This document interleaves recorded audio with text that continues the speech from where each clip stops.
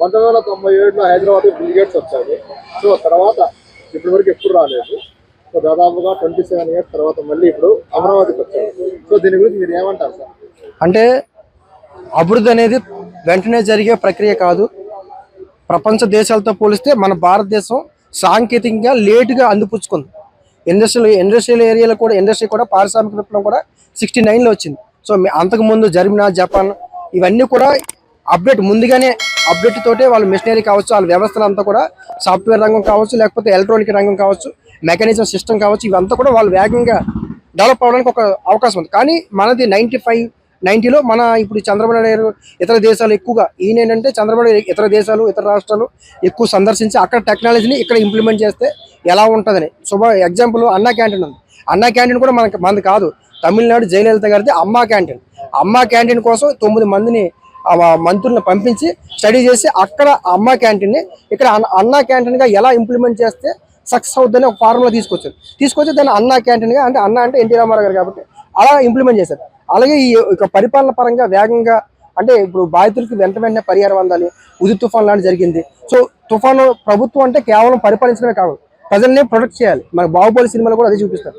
అంటే ప్రజల్ని కాపాడేవాడే రాజు, నాయకుడు, లీడర్షిప్, పవర్ఫుల్ లీడర్షిప్ అదే చూపిస్తారు.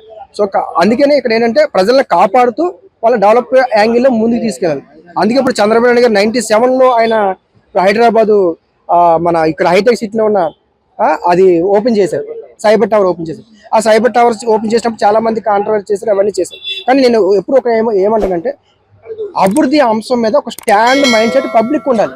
రాజకీయ నాయకులు ఇప్పుడు చంద్రబాబు నాయుడు చేసింది వైసీపీ వాళ్ళు వ్యతిరేకించవచ్చు, వైసీపీ వాళ్ళు చేసింది కూడా చంద్రబాబు నాయుడు వ్యతిరేకించవచ్చు. సో గతంలో వైసీపీ పార్టీ వాళ్ళు మనకి ఏవైతే వాలంటరీ వ్యవస్థ ఉందో, వాలంటరీ వ్యవస్థ గ్రామాల్లో చాలా బలంగా ఉంది, అది మంచి వ్యవస్థ అని నేను చెప్పా.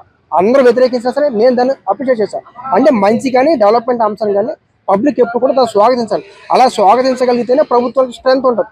కాబట్టి ఇప్పుడు మైక్రోసాఫ్ట్ CEO తీసుకురావడం, ఇప్పుడు మన భారతదేశంలో ఇప్పుడు ఆయన 2025లోనే 20,000 కోట్లు పెట్టారు ఉద్యోగం, 26,000 కోట్లు పెట్టారు పెట్టుబడి. అదేవిధంగా ఈ మైక్రోసాఫ్ట్లోనే మన భారతదేశం మొత్తం కూడా 20,000 ఉద్యోగస్తులు ఉన్నారు. ఇప్పుడు ఆయన తీసుకురావడానికి నాకు కారణం ఏంటి, నాకు తెలిసింది ఏంటంటే 2026, 29 అంటే ఇప్పటి నుంచి ఈ 3 సంవత్సరాల లోపు భారతదేశంలో మైక్రోసాఫ్ట్ ద్వారా 1,58,000 కోట్లు పెట్టుబడి పెట్టడానికి ప్లాన్ ఉంది ఆయనకి. ఇప్పుడు అందుకే ఢిల్లీ వెళ్ళారు. ఇప్పుడు మన రేవంత్ రెడ్డి గారు కూడా ముంబై వెళ్ళారు. సో ఆయన కూడా కలవచ్చేమో. కాబట్టి అంటే ఇక్కడ ఏంటంటే పెట్టుబడులు తీసుకురావడానికి ప్రధానమైన అవకాశం కలిగి ఎవరు పెట్టుబడులు పెడితే వాళ్ళని కలుస్తారు. ఇది ఒక ప్రధాన అంశం. కాబట్టి 1,58,000 కోట్లు పెట్టుబడి పెట్టడం అంటే చిన్న విషయం కాదు. ఇప్పుడు ఆల్రెడీ ఇది మైక్రోసాఫ్ట్ ఆల్రెడీ పబ్లిక్ లో ఎప్పటి నుంచో ఉంది, 25 ఇయర్స్ నుంచి ఇక్కడ మన ఇండియాలో బాగా బలంగా ఉంది. కాబట్టి అలాంటి కంపెనీకి ట్రస్ట్ ఉంటుంది, పబ్లిక్ మీద నమ్మకం ఉంటుంది, ఎంప్లాయీస్ అందరూ వేగంగా వస్తారు, అంటే గ్రోత్నెస్ వేగంగా జరిగే అవకాశం ఉంటుంది. అలాంటి కంపెనీలు కనుక తీసుకురాగలిగితే ఇంకో అంశం ఏంటంటే చంద్రబాబు నాయుడు గారు ఆయనకు ఇమేజ్ని పెంచుకోవడం కోసం, అమరావతి ఇమేజ్ పెంచుకోవడం కోసం కాదు, అలాంటి వ్యక్తిని కనుక తీసుకొస్తే మిగతా ఇండస్ట్రీస్ వాళ్ళందరూ కూడా వెంటనే, అంటే ఆయన అలాంటి పెద్ద వ్యక్తి వెళ్ళినప్పుడు మనం ఎందుకు వెళ్ళకూడదు, ఆ నమ్మకం ఉంది కాబట్టి అన్న ఉద్దేశంతో అక్కడ కూడా పెట్టుబడులు అమరావతిలో ఎక్కువ పెట్టుబడి అవకాశాలు చాలా ఎక్కువ ఉంటాయి. రేవంత్ రెడ్డి గారు సపోజ్ కలిస్తే బిల్ గేట్స్ సో ఆల్రెడీ ఇక్కడ కంపెనీ ఉంది కదా, సో అమరావతికి ఎందుకు, సో ఇక్కడే పెట్టుబడి కూడా ఆల్రెడీ డెవలప్మెంట్ ఉంది కదా, చాలా గ్రోత్ కూడా, సో అక్కడ పునాది వేయాలా, కట్టాలా, ఇవన్నీ డిలే ప్రాసెస్ కదా. సో అట్లా అంటే అప్పుడు ఇక్కడికి వచ్చిన ఛాన్స్ ఉంది, అక్కడికి వెళ్ళిన ఛాన్స్ అంటే ఏపీకి. ఎందుకంటే నేను మొన్న కూడా 99 పైసల అంశం అసెంబ్లీలో ప్రధానమైన చర్చ, 99 పైసలకే ఇప్పుడు ల్యాండ్ ఇస్తున్నారు. ఎందుకు ఇస్తారంటే ఇప్పుడు మనకి SEZ స్పెషల్ ఎకనామిక్ జోన్ అనేది విశాఖపట్నంలో చాలా ఏరియాలో ఉంది. అప్పుడు కూడా కాంగ్రెస్ గవర్నమెంట్ అప్పుడు సెంట్రల్లోనూ స్టేట్లో ఉన్నప్పుడు కూడా ఇలాగే ₹1 ఎకరం భూమి ఇచ్చారు. ఎందుకు, ఇండస్ట్రీ కోసం. ఇండస్ట్రీ డెవలప్ అయితే ఎంప్లాయ్మెంట్ పెరుగుతుందని ఉద్దేశం. సో ఇప్పుడు కూడా సాఫ్ట్వేర్ రంగం కూడా అదే కాన్సెప్ట్. ఇప్పుడు 99 పైసలు ఇచ్చిన కంపెనీలు అన్ని కూడా సాఫ్ట్వేర్ రంగమే, విశాఖపట్నంలో కానీ అమరావతిలో కానీ. కాబట్టి ఇక్కడ నుంచి షిఫ్ట్ అవకాశాలు ఉంటాయి తప్ప ఇక్కడికే వస్తాయని లేదు. ఎందుకంటే అక్కడ స్పెషలిటీస్ ఎక్కువ కల్పిస్తారు. సో అందులోనే ఆ గ్రేట్ ఫౌండేషన్ అనేది కూటమి ప్రభుత్వంతో అటాచ్మెంట్గా కుప్పం నియోజకవర్గంలో కూడా పనిచేస్తుంది. ఆ ఫౌండేషన్ సంబంధించిన లాంగ్ టైం కూడా చాలా లక్ష్యాలు, చాలా పెద్ద లక్ష్యాలు ఉన్నాయి. ప్రజా ఆరోగ్య సంబంధించిన డేటా, వ్యవసాయ ఆధునీకరణ, డిజిటల్ పరిపాలన మార్పులు, పేదరిక నిర్మూలన, విద్యా అభివృద్ధి, వ్యవసాయంలో ఇవన్నీ కూడా మనం చూసాము. డ్రోన్స్ తోటి వ్యవసాయం ఈయన వచ్చినప్పుడే తీసుకొచ్చారు, డ్రోన్స్ ద్వారా స్ప్రే. ఇక్కడ మనం ఒకప్పుడు ఏం చేసేవారంటే ఎక్కడైతే మనకి ఈ ఎకరంలో పురుగులు ఉంటే ఆ పురుగు మొత్తం ఎకరం మొత్తం కొట్టేవారు. ఇప్పుడు ద్వారా ఏం చేస్తారంటే ఆ డ్రోన్స్ ద్వారా చూసి ఎక్కడైతే పురుగు ఉందో అక్కడే మందు కొడతారు. సో అప్పుడు మనకి ఆర్గానిక్ అనేది దెబ్బతినకుండా ఉంటుంది. సో ఇలాంటి టెక్నాలజీ వ్యవసాయ రంగంలో కావచ్చు, పరిపాలన కావచ్చు, ఇదంతా కూడా డెవలప్ చేసుకోవడానికి ఒక స్కోప్ ఉంటుంది అన్నమాట. సో కాబట్టి అలాంటి వ్యక్తితో అనుసంధానం చేసుకోవడం అనేది గవర్నమెంట్కి చాలా మంచిది. సో ఓవరాల్ అయితే ఏపీలోనే ఎక్కువ పెట్టుబడి పెట్టే ఛాన్సెస్ ఖచ్చితంగా ఆల్ ఓవర్ ఇండియాలో ప్లాన్ చేస్తున్నారు. లేదు, ఏపీలో ఎక్కువ పెట్టే అవకాశాలు ఉన్నాయి. ఇక్కడ హైదరాబాద్ నుంచి కూడా సాఫ్ట్వేర్ రంగంలో ఒక 25 నుంచి 30% కొంత విశాఖకి, కొంత అమరావతికి షిఫ్ట్ అయ్యే అవకాశాలు ఉన్నాయి. ఎందుకంటే ఇక్కడ పెట్టుబడులకి ఆ ఏపీకి, అమెరికాకి చాలా సంబంధాలు ఉన్నాయి. ఇప్పుడు మీకు చిన్న ఎగ్జాంపుల్ చెప్తా. 2000 సంవత్సరంలో హైదరాబాద్లో 20,000 మంది సాఫ్ట్వేర్ ఎంప్లాయీస్. ఇప్పుడు ఈ రోజుకున్న డేటా ప్రకారం 9 లక్షల పైగా ఉన్నారు.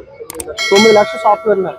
అంటే ఇది 2000కి అంటే 26 సంవత్సరాల్లోనే ఎంత గ్రోత్ సంపాదించింది. అందుకే మీకు అన్నాను, భారతదేశంలోనే సాఫ్ట్వేర్ ఎక్స్పోర్ట్లో మనకి ఇండియాలో సెకండ్ ప్లేస్ హైదరాబాద్ రావడానికి ఒక కారణం. కానీ ఇండస్ట్రియల్ పరంగా మాత్రం హైదరాబాద్ వాతావరణం పారిశ్రామిక వాటికి చాలా అనుకూలం. తుఫాన్లు కానీ వరదలు కానీ రావు. కానీ ఇప్పుడు విశాఖకి, అమరావతికి కొంత అలాంటి వాతావరణం ఉంది. అందుకే సాఫ్ట్వేర్ రంగం తీసుకెళ్తున్నారు. మిగతా మనకి వేరే అయితే ఇబ్బంది అవుతుంది. కాబట్టి ఇబ్బంది అవుతుంది. సాఫ్ట్వేర్ రంగం 3 ఫ్లోర్లు 4 ఫ్లోర్ల కన్నా ఎక్కువ వేయరు. సో వాళ్ళకి తగ్గట్టుగా వేస్తారు. సో ఇప్పుడు మనకి అమరావతిలో కెమికల్ ఇండస్ట్రీ పెట్టడానికి స్కోప్ లేదు. ఎందుకంటే రేపు అమరావతి కూడా హైదరాబాద్ లాగే డెవలప్ అవడానికి స్కోప్ ఉంది. చాలా మంది అంటారు విజయవాడ, గుంటూరు పక్కన పెట్టచ్చు కదండి. సో హైదరాబాద్లో ఈరోజు హైదరాబాద్ ఒక మనం ఎప్పుడైనా సరే ఒక రాజధాని పెట్టినప్పుడు కనీసం 150 కిలోమీటర్స్ డిస్టెన్స్ ఉండాలి మెయిన్ రోడ్డుకి. అంటే ఇదంతా కూడా అన్ని రకాలుగా అభివృద్ధి చెందడానికి అవకాశం ఉంటుంది. చాలా మంది తక్కువ అంటే ఎక్కువ ఎకరాలే తీసుకున్నాం, మనం కాదంటలేదు. కానీ ఈరోజు హైదరాబాద్ విస్తరణ జరుగుతుందా? ఇప్పుడు అమరావతి కూడా 30 years తర్వాత అవసరం ఉండదు. ఇంకా ఇప్పుడు రోడ్ల విస్తరణ కోసం అన్ని కొడేస్తున్నారా? హైడ్రా వచ్చిందా? హైడ్రా లాంటి కమిషన్ ఏర్పాటు చేయాల్సిన అవసరం వచ్చిందా? కానీ అమరావతిలో అలాంటివి ఉండవు. ఎందుకంటే ముందుగానే 30 సంవత్సరాలకు కావాల్సిన ఏవైతే రోడ్స్ కావచ్చు, ఎయిర్పోర్ట్స్ కావచ్చు, ఇండస్ట్రీకి సంబంధించిన అన్ని కూడా ముందు ప్లాన్ చేస్తారు. కాబట్టి రేపు భవిష్యత్తులో అలాంటి వాతావరణం అవకాశం లేకుండా ఉండే అవకాశం ఉంటుంది.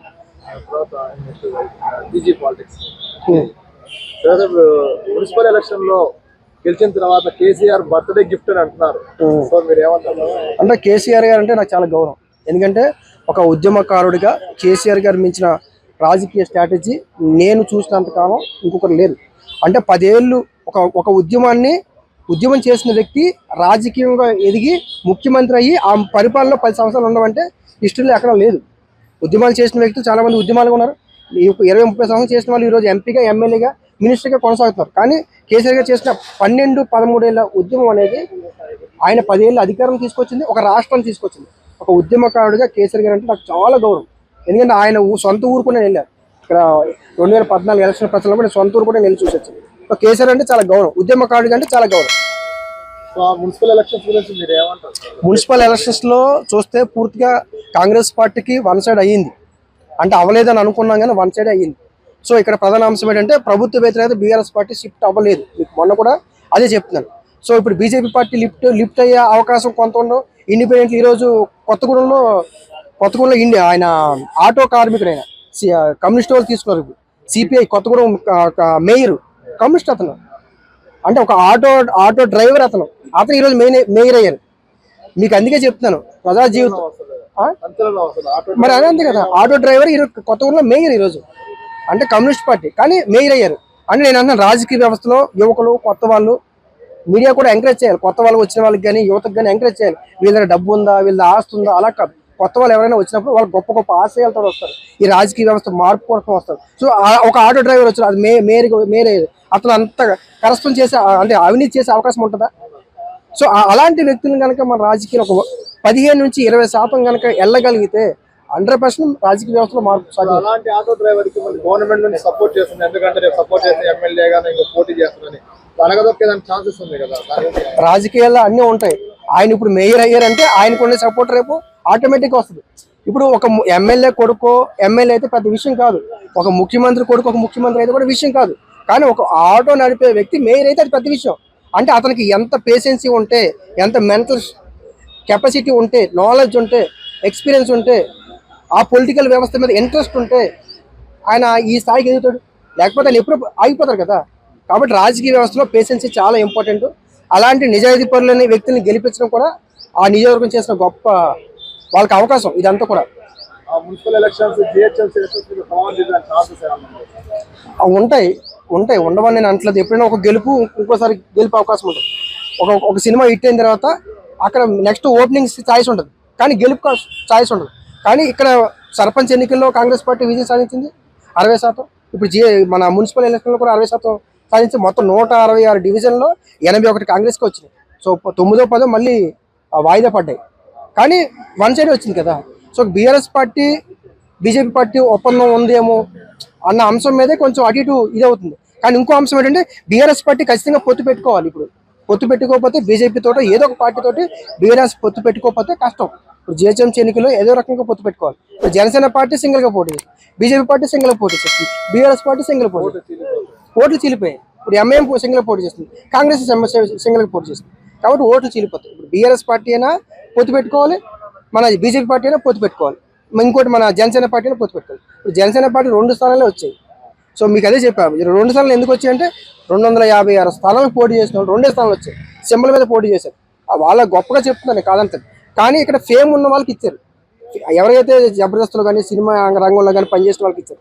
అలా కాదు, ప్రజా జీవితంలో ప్రజల కోసం ప్రశ్నించే వ్యక్తులు, ప్రజాక్షేత్రంలో ఉన్న వ్యక్తులకి, ఇలా రాజకీయపరమైన ఇంట్రెస్ట్ ఉన్న వ్యక్తులకి, ఇలాంటి వ్యక్తులు కనుక ఇవ్వగలిగితే ఆ జనసేన పార్టీ సిద్ధాంతాలకి వీళ్ళకి మ్యాచ్ అయ్యి ఓటర్గా కన్వర్ట్ అవుతుంది. సో కానీ ఓన్లీ జబర్దస్తులు ఉన్న వాళ్ళకి ఎక్కువ మంది ఇచ్చారు. అలా నేను ఇవ్వద్దని అనట్లేదు, కానీ వాటిని బేస్ తీసుకున్నాను. అంటే వీళ్ళకి క్యాండిడేట్ని సెలెక్ట్ చేసుకునే విధానం లోపం వల్ల జనసేన ఫెయిల్ అయింది. సో రేపు అలాంటి వాతావరణం ఉండకపోవచ్చు. తర్వాత ఇప్పుడు ఆటో నడిపి అతను మేయర్ కదా, సో ఇక్కడ కూడా హైదరాబాద్ లో కూడా అట్లా ఏమన్నా తిరగడానికి ఛాన్సెస్ ఉన్నాయా? ఇండిపెండెంట్ అభ్యర్థి ఉండొచ్చు, అంటే ఇక్కడ ఉండకపోవచ్చు. 3 డివిజన్లు సపరేట్ చేస్తారు. 3 డివిజన్లు చేసినప్పుడు అంటే అంత ఛాయిస్ ఉండకపోవచ్చు. అక్కడ ఏమైందంటే 8 మంది, ఇప్పుడు కరీంనగర్లో కూడా బీజేపీ మొత్తం 66 స్థానాలు ఉంటే అందులో 30 స్థానాలు బీజేపీకి వచ్చాయి, 14 కాంగ్రెస్కి వచ్చాయి, 9 ఏమో బీఆర్ఎస్కి వచ్చాయి, 8 ఇండిపెండెంట్కి వచ్చాయి. బీఆర్ఎస్ పార్టీకి ఎన్ని వచ్చాయి? 9. ఇండిపెండెంట్ వచ్చాయి. అంటే అర్థం చేసుకోండి, ఇక్కడ ప్రభుత్వ వ్యతిరేకత ఉంది, కానీ ప్రభుత్వ వ్యతిరేకత బీఆర్ఎస్ వైపు చూడట్లేదన్నా నేను, బీజేపీ వైపు ఇండిపెండెంట్ వైపు చూస్తుంది. ఇక్కడ 4 మనం 3వ రాజకీయ ప్రత్యామ్నాయం అంటాం.